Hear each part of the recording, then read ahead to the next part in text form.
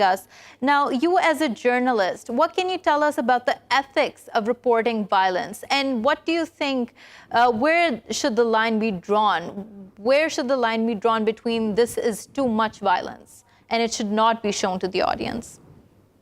Yeah, I think if you don't show the reality and the gross reality of violence, meaning especially what happened with the Yellow Vest protest, people losing their eyes and their hands and things like that, or if you're covering a war, if you don't show violence, then you take a stand, a political stand, because you minimize what the parties are doing in prisons, and you minimize the violence that is used to curb either manifestants, demonstrators, protesters, or the violence that is used by a regime in a war.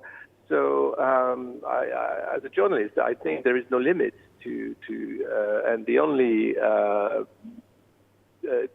duty that you have is to stick to reality as close as it is, as gross as it is, and you don't have to censor yourself or pretend that it is not to be shown to an audience, because this is what actually is happening on the ground, and the people who are suffering from any kind of violence want this to be known and shown.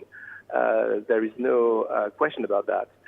No, the limit to this is the staging of violence, when people will actually try to pretend that either one party or the other use violence against them, but you don't show what happened before, especially in protest. It's very unclear sometimes, but most of the time it's very clear. And we, in France, for example, have seen police violence that should never have happened in a democracy. So it's very important to show them, and there were not enough journalists doing so.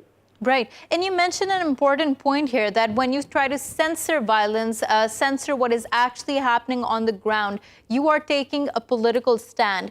Now, we also see, and there are many instances of this, when media sensationalizes what has happened, when maybe the death toll is misreported, either it's done intentionally or unintentionally. Now, this is, of course, bad journalism. But how does a person reconcile with that? How does the viewer reconcile with that? Whether this is accurate reporting or whether it is a sensationalism, glamorization of violence to promote a certain narrative?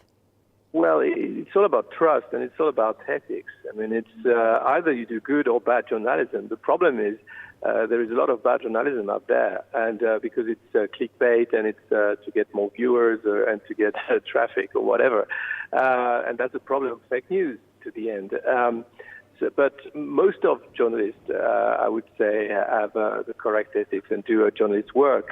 The trouble is when communication comes in, and it's all about making communication campaigns rather than reporting of what's happening. Even when you do clear and proper journalism, it's difficult. It takes time because you need several sources. You need to make sure that you're not instrumentalized by the people who show you the violence, for example, or bring you to a chemical weapons site or whatever. Look at the big U.S. media. They all fall for the weapon of mass destruction lie of the Bush administration. And they did an excuse for this, or 10, 15 years after that. And not the journalist at the time said, ooh, it's weird, it seems like it's a lie.